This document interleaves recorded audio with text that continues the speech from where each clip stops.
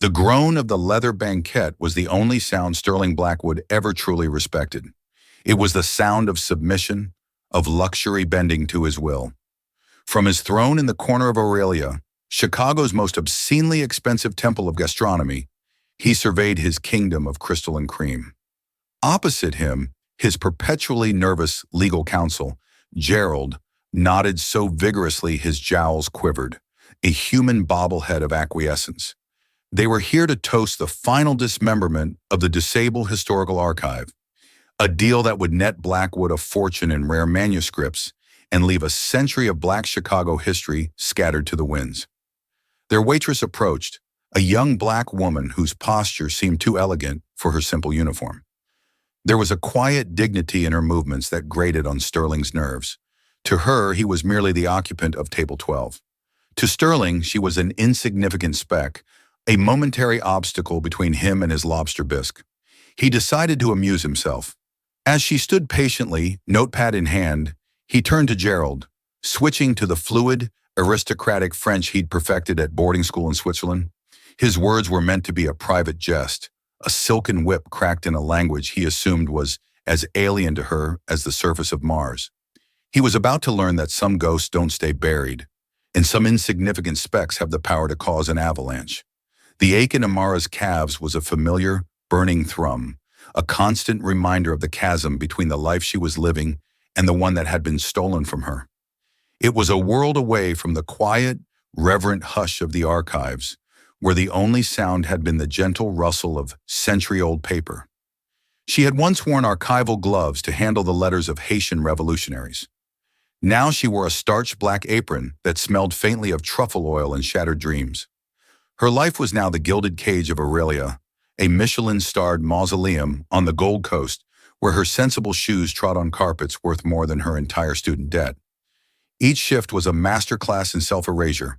She was not Amara Dubois, the 22-year-old art historian who had graduated summa cum laude, the promising young curator whose research on post-colonial Caribbean art had been called paradigm shifting. She was simply the waitress, a smiling, efficient vessel for delivering seared foie gras and reciting the provenance of the evening's cheese selection. She had perfected the art of being attentive, yet invisible, of refilling a water glass so silently that the drinker never noticed her presence. To the patrons, the plates she carried held the pinnacle of culinary achievement. To her, they were just heavy with the weight of her compromised future. Tonight, the air in Aurelia was particularly thick with the oppressive perfume of old money and predatory capitalism. A table of tech bros celebrated a hostile takeover, their laughter grating and loud. Amara moved between the tables like a wraith, her practiced smile a mask that concealed the bone-deep weariness in her dark, intelligent eyes. Her manager, a perpetually stressed man named Julian, had pulled her aside at the start of her shift. "Table 12 is Blackwood," he'd hissed, his voice a mixture of awe and terror. "Sterling Blackwood. Whatever he wants, he gets. Don't make eye contact unless he speaks to you. Just be fast, be quiet, and for God's sake, don't spill anything." Amara knew the name. Every artist, historian, and curator in Chicago knew the name. Sterling Blackwood was not a builder, he was a demolitionist. His firm, Blackwood Acquisitions, specialized in what he euphemistically called cultural asset realignment. He would find historically significant but financially vulnerable institutions, small museums, archives, independent presses, and acquire them, promising preservation. Then, with surgical precision, he would strip them of their most valuable assets for his private collection or sell them at auction, dissolve the institution, and develop the real estate. He was a vulture who feasted on the carcasses of culture. When she approached Table 12, the atmosphere was charged. Sterling Blackwood was even more imposing in person than in the glossy pages of Forbes. Dressed in a bespoke suit of charcoal gray, with a mane of silver hair swept back from a tanned, imperious face, he radiated an aura of absolute, unassailable power. His eyes, the pale blue of a winter sky, scanned everything and appraised its monetary value. With him was Gerald, a man whose expensive suit couldn't hide his soft, sycophantic core. The third man at the table was older, with a calm, watchful demeanor. He was impeccably dressed, but without Blackwood's ostentatious flair. His name was Monsieur Dubois, a potential partner from a Montreal-based philanthropic foundation, the prize Blackwood was trying to land. "We will begin with a bottle of the 82 Petrus," Blackwood announced, his voice a rich baritone that tolerated no dissent. He didn't look at Amara, but at a point somewhere over her left shoulder. It was a power play, a test. "An excellent choice, sir," Amara replied, her voice steady and professional. She didn't gush or fawn. She simply acknowledged the order and retreated to the wine cellar. The key to surviving men like Blackwood was to be a flawless machine, efficient, respectful, and utterly forgettable. She returned with the wine, presenting the legendary bottle with the practiced reverence the ritual demanded. Blackwood ignored her, engrossed in explaining his business philosophy to Monsieur Dubois. Gerald, however, tracked her every movement, his anxiety palpable, as if a single stray drop of the priceless Bordeaux could end his career. "The key to our model, Jean-Pierre," Blackwood was saying, his English crisp and condescending, "is recognizing that sentiment is the enemy of value. These little institutions are drowning in it. They cling to every scrap of paper, every dusty canvas, believing it all has some intangible worth. We are the ones with the clarity to separate the wheat from the chaff, to monetize the core assets, and dispose of the inefficient remainder." Monsieur Dubois listened, his face a polite, unreadable mask. "A philosophy of pragmatism, Monsieur Blackwood."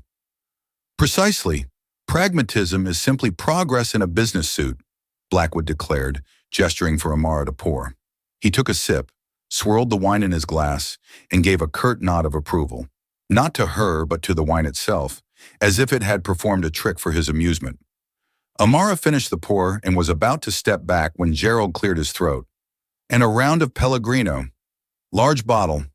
She nodded and turned away. As she walked to the service station, a disquieting sense of familiarity began to prickle at the edges of her memory. It wasn't just Blackwood's public reputation. It was the specific cadence of his speech, the dismissive arrogance in his tone. It reminded her of the final, devastating board meeting at the Haitian Art Collective, the place where her career had been born and then murdered in its cradle. The men in suits who had come to realign their assets had spoken with that same chilling, emotionless clarity before they auctioned off a generation of irreplaceable art and padlocked the doors forever. She pushed the memory down. It was a ghost. All powerful, predatory men sounded alike. Her past was a locked room, and she had thrown away the key. Her only goal was to survive the night, collect her tips, and ride the L train back to her tiny, book-filled apartment in Logan Square. The meal progressed, a lavish theater of consumption. Amara moved with the silent grace of a dancer, clearing appetizer plates, serving the main courses, a dry-aged porterhouse for Blackwood, seared scallops for Gerald, and a delicate Dover sole for Monsieur Dubois. Throughout the dinner, Blackwood held court, his voice the only one that mattered. He was clearly working hard to charm Monsieur Dubois, whose foundation was considering a major partnership. The deal, Amara gathered from snippets of conversation, involved Blackwood acquiring the financially struggling DuSable Historical Archive, with the Dubois Foundation providing a grant to digitize and preserve the collection. Amara felt a cold knot tighten in her stomach. She knew what that meant. The foundation's money would provide a respectable public face for the plunder. Then, perhaps feeling confident, or simply wanting to establish a more exclusive circle of intimacy, Blackwood switched to French. It was a logical choice. His guest was a francophone from Quebec, and it created an instant wall between them and the American staff. In his mind, the probability that a young black waitress in Chicago could understand the nuanced, cutthroat vernacular of his world was less than zero. He leaned forward, a conspiratorial smile touching his lips. "Alors, Jean-Pierre, soyons francs. L'archive du Sable est une mine d'or, mais elle est gérée par des imbéciles sentimentaux." He began, his tone becoming sharper, more candide. "So, Jean-Pierre, let's be frank. The Du Sable archive is a gold mine, but it's run by sentimental imbeciles." Amara was polishing silverware at a nearby service station, her back to them. The language hit her with the force of a physical blow. It was the French of her life's passion, Not the simple French of a high school classroom, but the academic, precise French of art journals and historical treatises. Her hands, for a single, terrifying second, froze on a dessert fork before she willed them to resume their circular motion. Don't react. You're furniture. You're invisible. Gerald, ever the toady, chimed in with his clumsy, heavily accented French. Absolument. Nos projections montrent que nous pouvons liquider les manuscrits de la période de la Renaissance de Harlem pour au moins 8 chiffres. Le reste, c'est du foin. Absolutely. Our projections show we can liquidate the Harlem Renaissance era manuscript for at least 8 figures. The rest is just hay. The DuSable archive, the Harlem Renaissance manuscripts. A cold dread mingled with a white-hot volcanic rage began to build in Amara's chest. These men weren't just being arrogant. They were casually plotting the vivisection of a cornerstone of Black American history. In the casual cruelty of their words, the assumption of her ignorance was suffocating. She needed to hear more. She needed to be closer. On the pretext of refilling their water glasses, she moved toward the table, her steps measured and slow. She kept her gaze demurely lowered, focusing on the cascade of water into crystal, her face a carefully constructed mask of benign neutrality. Blackwood, fully in his element, gestured dismissively with his fork in her general direction. Il faut simplement ignorer ces gens-là. Ils font partie du décor, rien de plus. One simply has to ignore these people. They're part of the decoration, nothing more. He then looked directly at Amara, but his gaze was vacant, as if looking at a potted plant. He lowered his voice, speaking to Gerald, but Amara was now close enough to hear every syllable. Regarde-la. Probablement une étudiante ratée. Un joli visage vide, assez bon pour servir la plèbe, mais pas une seule pensée derrière ses yeux. Look at her. Probably a failed student. A pretty, empty face, good enough to serve the rabble, but not a single thought behind those eyes. Gerald snickered, a wet, obsequious sound. Elle fait ce qu'on lui dit. C'est tout ce qui compte. She does what she's told. That's all that matters. The insult was so casual, so profoundly dehumanizing, it was like a slap. It wasn't the worst thing she'd ever been called, but coming from this man, in this context, it was the final indignity. The burning ache in her legs vanished, replaced by a surge of pure, cold adrenaline. The ghost of her past was no longer a hazy memory. It was sitting at table 12, eating a $200 steak and mocking her in the language she loved. Throughout this exchange, Monsieur Dubois had remained silent. He took a slow, deliberate sip of his water, and for a split second, his eyes met Amara's over the rim of his glass. There was no pity in his gaze, but there was a flicker of something else, a keen, analytical curiosity. He was a witness. Blackwood, oblivious, pressed on, outlining his plan. Le point crucial, c'est la collection haïtienne, complètement sous-évaluée. J'ai de l'expérience avec ça. J'ai rationalisé une collection similaire il y a 3 ans. On en a tiré une fortune. The crucial point is the Haitian collection, completely undervalued.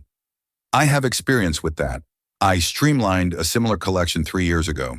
We made a fortune from it. Amara's blood turned to ice. The Haitian collection. 3 years ago. It couldn't be. The world was vast, but the world of high-stakes cultural predation was a small, incestuous pond. Blackwood wasn't just a man who reminded her of the villains from her past. He was the villain. He was the architect of her ruin. He had hidden behind shell corporations and lawyers, and now, years later, thousands of miles away, he was laying his crime bare on her table. Confident in the ignorance of a pretty, empty face, she finished pouring the water, her hand a marvel of steadiness. She placed the pitcher back on her tray, her mind a raging inferno. The years of humiliation, of quiet suffering, of believing she was a failure, it all coalesced into a single, sharp point of clarity. She was not just a waitress. She was Amara Dubois, and she remembered everything. The rest of the main course passed in a blur. Amara moved through the dining room on pure instinct, her mind a tempest of French phrases, legal terms, and the spectral image of her former life. The rage that had nearly consumed her had cooled into something far more dangerous, a diamond-hard resolve. This was not a random insult. This was a reckoning. She served their desserts, a pretentious, deconstructed tiramisu for Blackwood and Gerald, a simple lemon tart for Monsieur Dubois. All the while, the French conversation flowed, a river of self-congratulation and greed. Blackwood was now boasting about the specific pieces he'd acquired from the Haitian Art Collective, describing priceless artifacts as if they were stock certificates. At last, the meal was over. The plates were gone. The last drop of the Petrus had been drunk. Sterling Blackwood leaned back, the picture of smug satisfaction. He caught Amara's eye and snapped his fingers, a gesture so dripping with entitlement it made her stomach clench. L'addition, he commanded in English, the one French word every rich American knew. Then as she turned to fetch the check, he fired his parting shot in French, a final dismissive flick for the amusement of his companions. Dépêche-toi, ma fille. Nous avons des choses plus importantes à faire que d'attendre que tu traînes tes petits souliers jusqu'ici. Hurry up, girl. We have more important things to do than wait for you to drag your little shoes over here. Amara stopped dead. Her back was to the table. The opulent dining room seemed to dissolve around her. The clinking of glasses, the murmur of other conversations, the distant wail of a city siren. It all faded into a dull roar. There was only table 12 and the stinging echo of his words. Hurry up, girl. She took one deep, centering breath. This was the moment of choice. She could bring the check, accept a tip that would likely be an insult in itself, and vanish back into the anonymity she had chosen as her shield. It was the safe path, the sane path. But 3 years of swallowing her pride, of accepting the injustice, of believing the lies they told about her, it was over. She turned around. She walked back to the table, not with the hurried, subservient steps of a waitress, but with the measured, confident stride of a curator walking into a gallery. She held no check presenter. Her hands were empty, clasped calmly in front of her. She looked Sterling Blackwood directly in the eye, holding his gaze until his expression of bored impatience shifted to one of annoyance. A small, knowing smile touched Amara's lips. It was not her service smile. This one was sharp, precise, and held no warmth at all. And then she spoke. Her voice was quiet, yet it sliced through the restaurant's ambient noise like a scalpel. Her French was not merely fluent, it was perfect. The Parisian accent of the Sorbonne, clean, academic, and utterly devastating.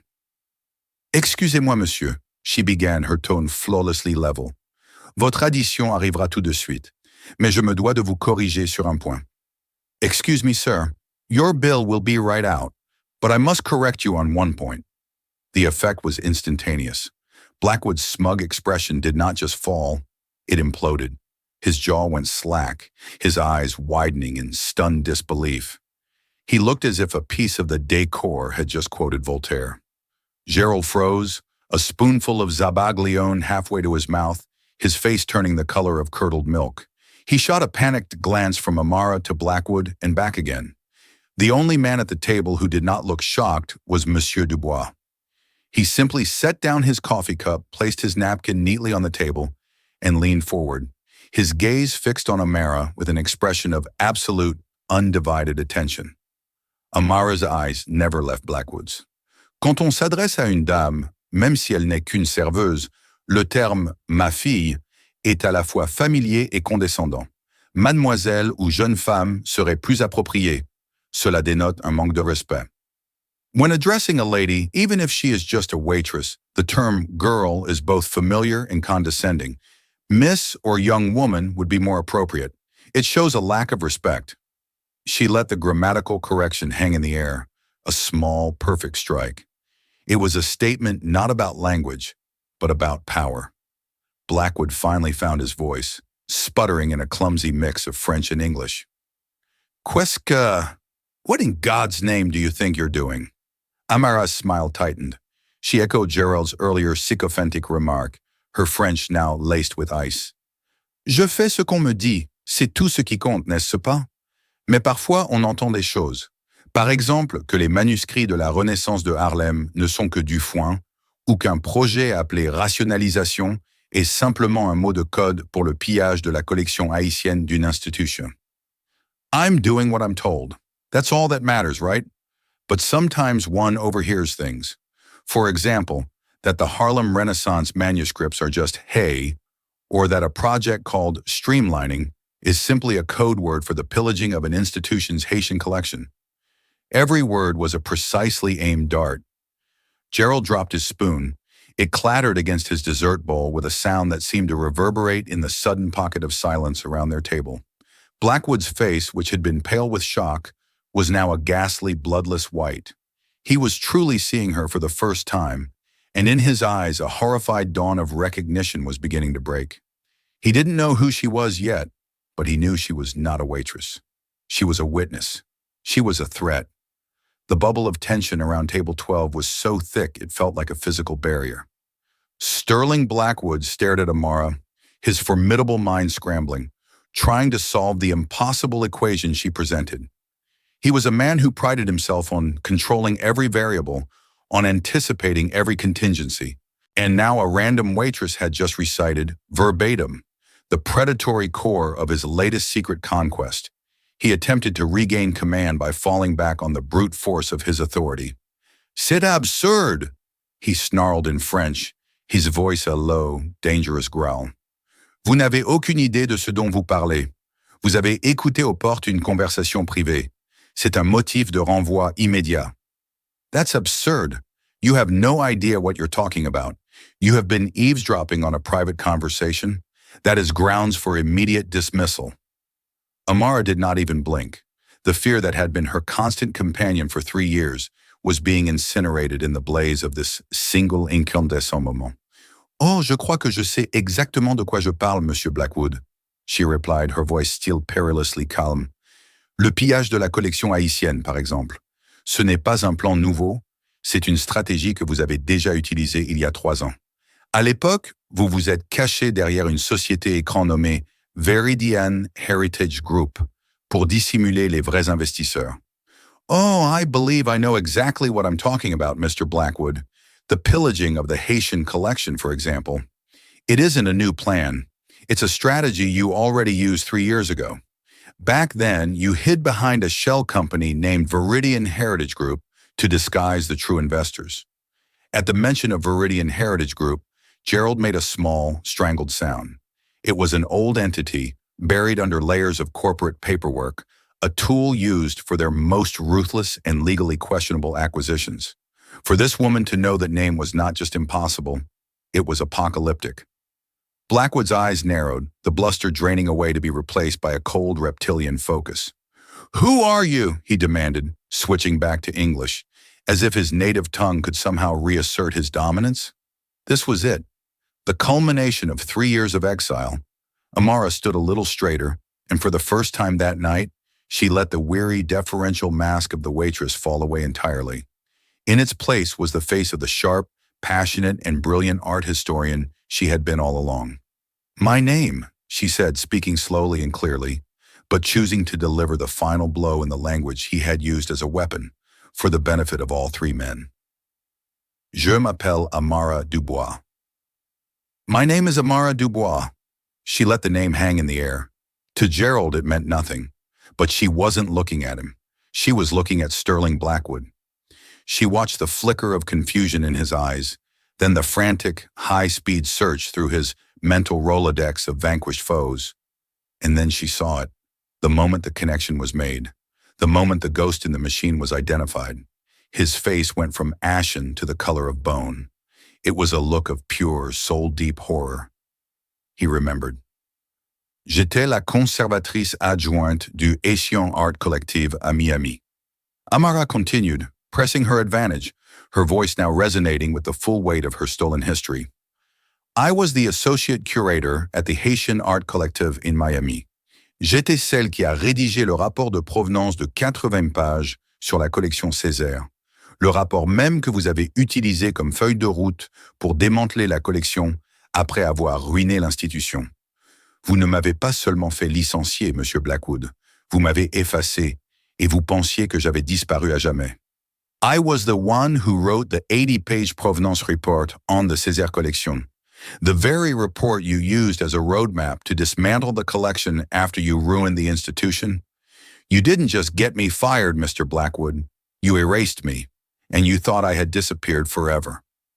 She took a half-step closer to the table, leaning in slightly, her voice dropping to an intense, caring whisper. Vous vous cachiez derrière vos avocats et vos sociétés écrans, mais j'ai toujours su que c'était votre œuvre. Je n'avais simplement pas de preuves. Jusqu'à ce soir, vous venez de me la servir sur un plateau d'argent avec vos insultes. You hid behind your lawyers and shell companies, but I always knew it was your work. I just never had proof. Until tonight. You just served it to me on a silver platter, along with your insults. Sterling Blackwood, the titan of industry, the king of Aurelia, was utterly speechless. He looked as though he had seen a phantom rise from a gilded grave, and in a way he had. The ghost of a life he had personally destroyed had just served him his coffee. Then a new voice entered the charged silence. It was Monsieur Dubois. He had watched the entire exchange with the quiet intensity of a grandmaster observing a chess match. He folded his hands on the table and looked from the shattered Blackwood to the resolute Amara. He addressed her directly, his formal Quebec French a stark contrast to Blackwood's European affectations. Mademoiselle Dubois, he said, his voice calm, but carrying an undeniable weight of authority. Votre nom m'est également familier. Le rapport de provenance que vous avez rédigé était une œuvre d'une érudition remarquable. Ma fondation a tenté de l'acquérir lors de la vente de liquidation pour le préserver. On nous a dit qu'il avait été égaré. Miss Dubois, your name is also familiar to me. The provenance report you wrote was a work of remarkable scholarship. My foundation attempted to acquire it at the liquidation sale, to preserve it. We were told it had been misplaced. He then turned his cool, discerning gaze upon Sterling Blackwood. Monsieur Blackwood, je crois que notre dîner est terminé, et notre partenariat potentiel l'est également. La Fondation Dubois ne s'associera pas à un projet qui sert de couverture au type de vandalisme culturel que vous venez de décrire avec tant d'enthousiasme. Nous ne serons pas le visage respectable de votre pillage. Mr. Blackwood, I believe our dinner is concluded, and so is our potential partnership. The Dubois Foundation will not be party to a project that serves as a cover for the kind of cultural vandalism you have just so enthusiastically described. We will not be the respectable face of your plunder. With that, he stood, gave a slight, formal bow in Amara's direction, a gesture of profound respect, and walked away from the table without a single backward glance, leaving behind a crater of silence in the smoldering wreckage of Sterling Blackwood's evening, his deal, and his carefully curated reputation. The departure of Monsieur Dubois acted like a starter pistol, jolting Sterling Blackwood out of his horrified paralysis and into a sputtering rage. His face, moments before a mask of shock, contorted into a dark thundercloud of pure fury and abject humiliation. You, he hissed at Amara, his voice a venomous whisper that trembled with uncontrolled anger. You're finished. You think this is some kind of victory? I will crush you. I will have you blacklisted from every establishment in this city. You'll be scrubbing toilets in a bus station for the rest of your miserable life. Do you hear me? His voice began to rise, cracking the rarefied atmosphere of the restaurant. Heads at nearby tables began to turn, conversations faltering as patrons scented the blood in the water. Julian, the manager, who had been observing the unfolding disaster from across the room with a look of pure panic, started striding purposefully towards their table. Amara stood her ground, unbowed. The threats that would have sent her spiraling into despair just hours ago now seemed pathetic and hollow. You already did your worst to me, Mr. Blackwood, she said, her voice clear and steady, switching back to English for all to hear. You took my career. You took my reputation. You took my future. You think threatening my waitressing job scares me? You just confessed to conspiracy to commit fraud and outlined your predatory business model in front of a key witness? I think you're the one with bigger problems. Just then, Julian arrived, his face slick with sweat. Is there a problem here, Mr. Blackwood? He asked, his tone attempting a firmness that his trembling hands betrayed. This employee of yours, Blackwood spat, pointing a shaking finger at Amara. She's delusional. She's been harassing my guests, making wild, slanderous accusations. I want her fired, now." Julian looked from Blackwood's apoplectic face to Amara's unnervingly calm one. He had been in the service industry for 20 years. He knew the difference between a hysterical employee and a cornered wolf. "Amara," he said, his voice softer than she expected, "why don't you go to the back? Take a break. I'll handle this." "She's not taking a break. She's fired," Blackwood roared. "Actually," Amara said, her fingers moving to the small magnetic name tag on her apron. She unpinned it and placed it gently on the table, next to Blackwood's half-eaten dessert. "I quit." She looked at Julian, offering a small apologetic smile. "I'm sorry for the scene, Julian." He just shook his head slightly, a flicker of something, understanding, maybe even admiration in his eyes. "Go on, kid. Get out of here." As Amara turned to weave her way through the gawking diners, a calm hand gently touched her arm. She started, turning to see Monsieur Dubois. He had been waiting for her near the restaurant's grand entrance. He held out a simple, elegant business card. "Mademoiselle Dubois," he said, his voice low and serious. "What Mr. Blackwood did to you and what he planned for the Dusable archive. It is a sickness in our world. My flight back to Montreal is not until Friday morning. I would consider it a great honor if you would allow me to hear your full story. Perhaps," he added, a thoughtful look in his eyes, "we have mutual interests that extend beyond this evening." Amara looked down at the card. Jean-Pierre Dubois, President, the Dubois Foundation. It felt impossibly heavy in her hand, a lifeline cast from the most unexpected shore. "Thank you, Monsieur Dubois," she managed, her voice thick with an emotion she couldn't name. I will call you." He gave another of his small formal bows and was gone. Amara walked through the swinging doors into the chaotic, clattering world of the kitchen. The stunned faces of her now former colleagues blurred as she passed. She didn't stop at her locker to change. She walked straight out the rear service exit and into the cool, damp air of the Chicago alleyway. She leaned against the rough brick wall, the adrenaline finally beginning to ebb, leaving a tremor in its wake. She had done it. She had faced the monster who had haunted her every waking moment for 3 years. In one spectacular, terrifying act of defiance, she had detonated the quiet, miserable life she had built for herself. She was unemployed. She had no safety net. But for the first time since she had packed her life into 2 suitcases and fled Miami, she felt profoundly, breathtakingly free. The ghost was no longer whispering in her ear. She had given it a voice, and it had roared. Back inside Aurelia, Sterling Blackwood was left to simmer in the ruins. His 9-figure partnership was dead. His reputation before a major philanthropic player was not just tarnished, but obliterated. And a ghost from his past now had a name, a face, and a powerful new potential ally. As he slapped his Black American Express card on the table to pay the astronomical bill, his mind wasn't on the money. It was on one thing: silencing Amara Dubois.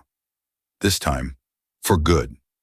The first stone had been thrown, and it had struck an empire.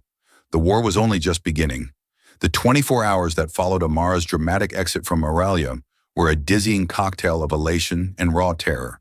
The initial surge of righteous power slowly receded, leaving behind the cold, hard shoreline of reality. She was unemployed, her savings were meager, and she had made an enemy of a man who measured his power in billions of dollars and legions of lawyers. Every siren she heard on the street made her jump.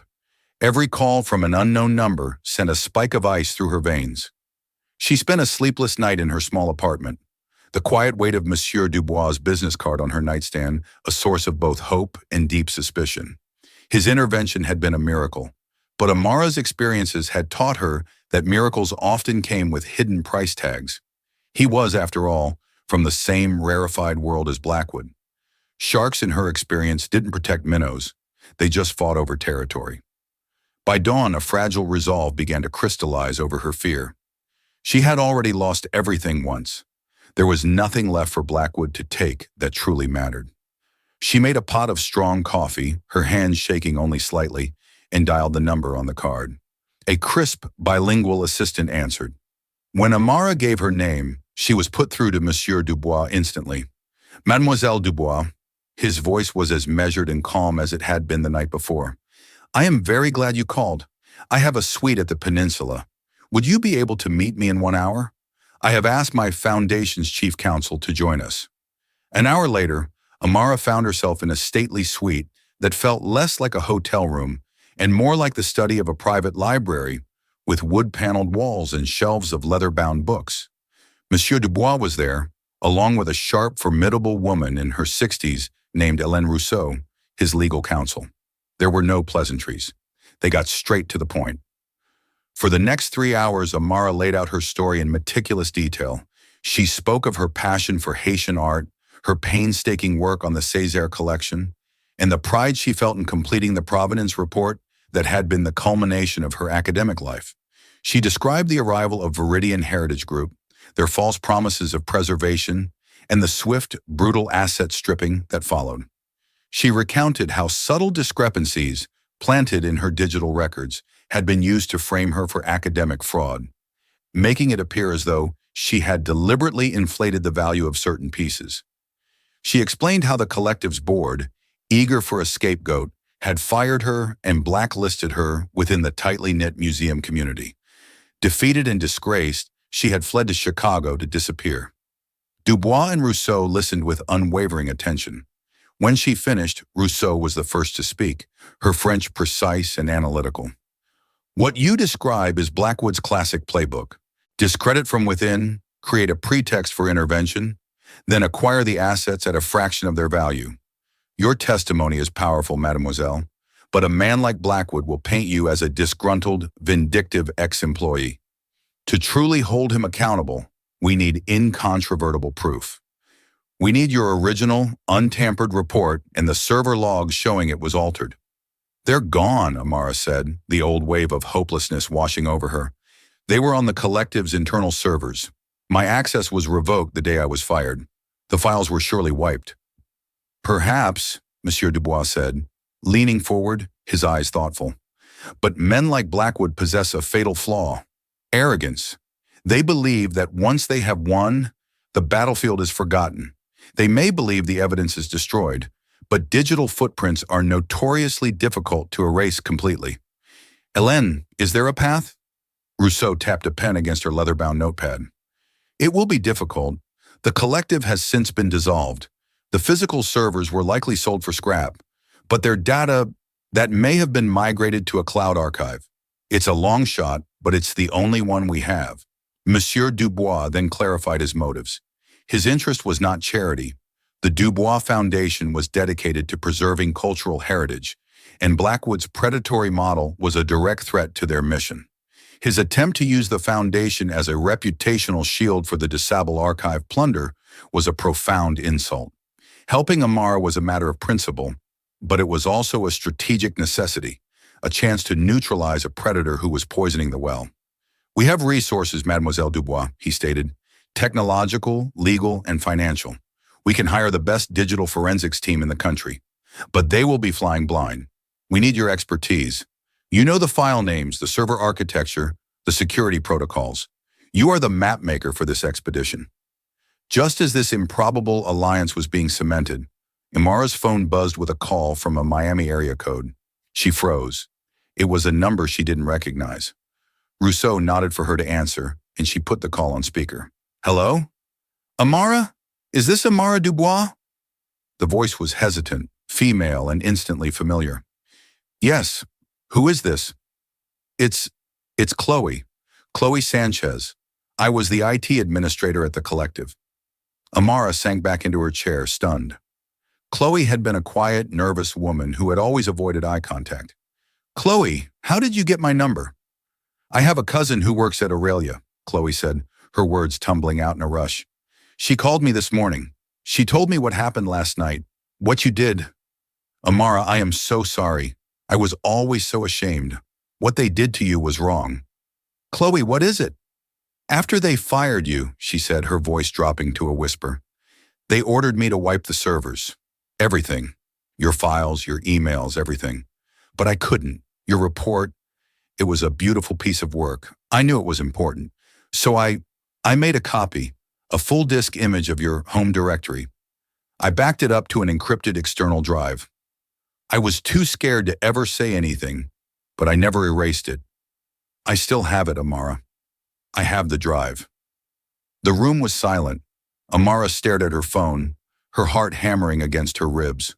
The one piece of evidence she believed was gone forever, the digital ghost that Rousseau and Dubois had just theorized about, was real.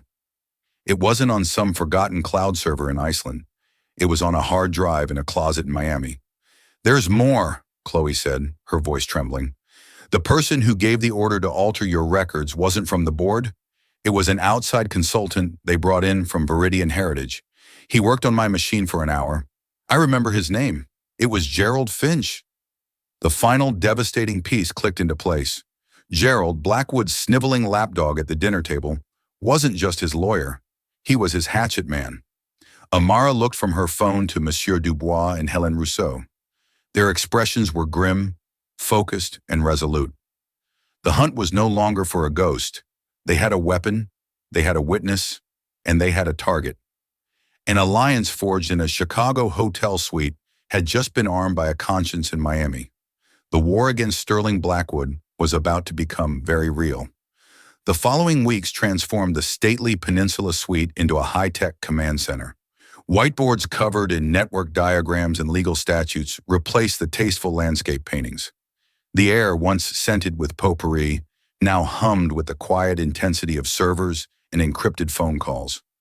Amara, who had spent 3 years trying to be invisible, was now the undeniable center of a formidable operation. Hélène Rousseau moved with the lethal grace of a seasoned general, directing a team of lawyers in Chicago and Miami. She filed a carefully worded lawsuit on Amara's behalf against the now-defunct Haitian Art Collective and, by extension, its successor entity, Viridian Heritage Group. It was a legal Trojan horse designed not for a quick settlement, but to grant them the power of legal discovery. Meanwhile, Chloe's hard drive arrived by secure courier. It was handed over to a digital forensics expert named Kenji, a prodigy who saw data not as ones and zeros, but as a story waiting to be told. Amara sat with him for 2 days, guiding him through the labyrinth of her old files, her memory of the server's structure proving to be flawless. Blackwood's people were clumsy, Kenji announced on the 3rd day, pointing to his screen. They thought deleting a file was enough, but the ghost of the original document remains in the drive's unallocated space until it's overwritten. It's fragmented, but it's here. For the next 72 hours, Kenji painstakingly rebuilt the document from thousands of scattered data fragments. Finally, he called Amara over. On his monitor, 2 documents were displayed side by side. One was the altered report used to discredit her, riddled with falsified acquisition dates and inflated valuations. The other was her original work, pristine and meticulously researched. "Now for the magic," Kenji said, a rare smile touching his lips. He brought up the metadata, the digital fingerprint of each file. "Your original report was last modified at 3:42 p.m. on June 12th, 3 years ago. The fraudulent version was created at 5:17 p.m. the same day. And the user account that created it?" He clicked a button. The name on the screen was G. Finch Art Consultant. It was the smoking gun. They now had absolute proof of Gerald Finch's digital intrusion.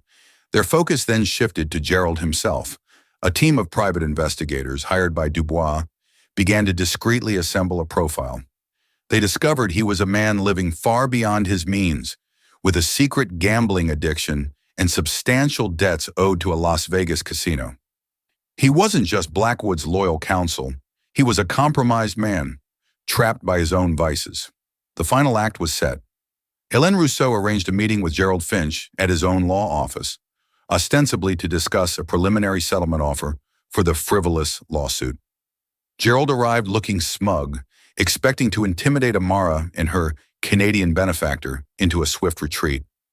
He walked into his own conference room to find not just Hélène and Monsieur Dubois, but also Amara, standing calm and composed by the window overlooking LaSalle Street. Kenji, the forensics expert, sat at the head of the table with a laptop. "Mr. Finch," Hélène began, foregoing any pleasantries, "we are here to discuss your activities on June 12th, 3 years ago." Gerald's smug expression faltered. "I have no idea what you're talking about." Allow me to refresh your memory, Kenji said, turning his laptop screen toward Gerald. Displayed in stark detail were the two versions of the report, the metadata, and the G. Finch consultant user ID. Gerald's face went white. He began to bluster, threatening lawsuits and sanctions. Hélène let him exhaust himself. Then she slid a second folder across the polished mahogany table. It contained detailed records of his offshore bank accounts and correspondence with the casino's debt collectors. My client, Mademoiselle Dubois, has no real interest in your personal financial indiscretions, Mr. Finch, Hélène said, her voice like chilled steel. She wants the man who gave you the orders. You have one opportunity, a full, signed, and videotaped deposition detailing Sterling Blackwood's direct involvement in the fraudulent alteration of these records and the entire scheme to defraud the Haitian Art Collective. In return, this second folder remains private. If you refuse, we will present both folders to the U.S. Attorney's Office. They will be far more interested in a cooperating witness than a co-conspirator. Cornered, exposed, and with the specter of financial ruin and disbarment looming, Gerald Finch crumbled. Over the next 2 hours, with a court stenographer and a camera recording his every word, he confessed to everything, detailing Blackwood's direct orders, his methods, and his contemptuous dismissal of Amara as collateral damage. With Gerald's confession, their arsenal was complete. They didn't leak it to the press. Monsieur Dubois wanted something more dramatic, more personal. He discovered that Blackwood was the guest of honor at the Chicago Cultural Foundation's annual gala, a black tie event where he was set to receive a Philanthropist of the Year award. The night of the gala, Amara walked into the grand ballroom of the Art Institute of Chicago. She was not wearing a waitress uniform, but an elegant, simple black gown. She was on Monsieur Dubois' arm. As they entered, a ripple of confusion went through the assembled crowd of Chicago's elite. When the time came for Blackwood's award, he took the stage to polite applause, his face beaming with self-satisfaction. He began his speech, a hypocritical ode to the importance of preserving culture. As he spoke, the large screens on either side of the stage, meant to be showing a slideshow of his philanthropic achievements, flickered. Instead of photos of Blackwood shaking hands, the screen suddenly showed the two provenance reports, side by side, with the fraudulent changes highlighted in red. Then a video began to play. Gerald Finch, his face pale and sweaty, confessing in damning detail every aspect of Blackwood's scheme. A wave of shocked gasps swept through the ballroom. Blackwood froze at the podium, his speech dying on his lips. His face, projected in high definition on the giant screens, cycled through shock, rage, and finally, pure, unadulterated panic. When the video ended, Monsieur Dubois walked calmly to the stage, took the microphone from the paralyzed Blackwood, and addressed the stunned audience. "It appears," he said, his voice ringing with quiet authority, "that the Foundation has made a grave error in its selection this year. True philanthropy builds. It does not destroy. It honors. It does not erase." He turned to look for Amara, who was standing near the stage. He gestured for her to join him. "This is Mademoiselle Amara Dubois," he announced, "a brilliant scholar whose career was nearly destroyed by the man you see before you. She is the true guest of honor tonight." The fallout was a media firestorm. Federal investigations were launched. Blackwood's board of directors, facing a tidal wave of outrage and investor panic, fired him in a terse, one-sentence press release. His name became a synonym for cultural piracy. He was ruined not just financially, but socially, a pariah in the very circles he had fought so ruthlessly to dominate. A few weeks later, Amara met Monsieur Dubois in the now empty suite at the Peninsula. The law firm had secured a massive settlement on her behalf, a number with so many zeros it felt like a misprint. But the money was secondary. "You have a choice, Amara," Dubois said. "You can take this victory and return to your life, your name and reputation more than restored. Or you can help me ensure that no one else suffers the same fate."